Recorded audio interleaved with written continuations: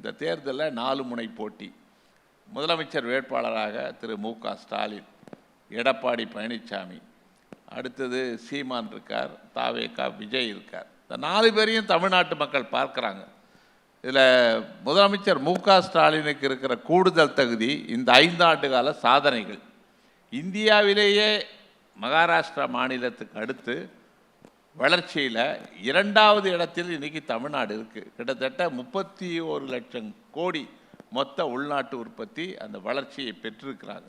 தமிழ்நாட்டில் தனிநபர் வருமானம் இன்றைக்கி 3,60,000 ரூபா. தேசிய தனிநபர் வருமானம் 1,90,000. ஆக தேசிய வருமானத்தை விட தமிழ்நாட்டு மக்களின் தனிநபர் வருமானம் அதிகமாக இருக்கிறது. வாழ்வாதாரம் உயர்ந்திருக்கிறது. பல துறைகளில் இந்த தமிழ்நாடு அரசு சிறப்பாக செயல்பட்டிருக்கு.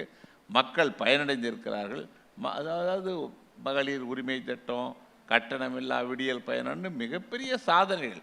505 சாதனைகளில் 400க்கும் மேற்பட்ட சாதனைகளை நிறைவேற்றி சாதனை படைத்த அரசு திராவிட முன்னேற்ற. நீங்க எப்படி சொல்றீங்க, ஆனா 500+ வாக்குறுதிகள்ல 60க்கு மேல நிறைவேற்றவே இல்லை அப்படின்னு அதிமுக சொல்றாங்க. அதாவது இதெல்லாம் நான் சொல்றேனே, தேர்தல் வாக்குறுதி இருக்கு, அது எந்த வாக்குறுதி நிறைவேற்றலை சொல்ல கிட்டத்தட்ட 100 வாக்குறுதி நிறைவேற்றலை. அது ஒன்றிய அரசு சம்பந்தப்பட்டதுனால நிறைவேற்ற முடியல. அதனால தான் பிரச்சனை. மற்றபடி நிறைவேற்றி இருக்கிறார்கள். மக்கள் பயனடைந்திருக்கிறார்கள். மக்கள் மகிழ்ச்சியாக இருக்கிறார்கள்.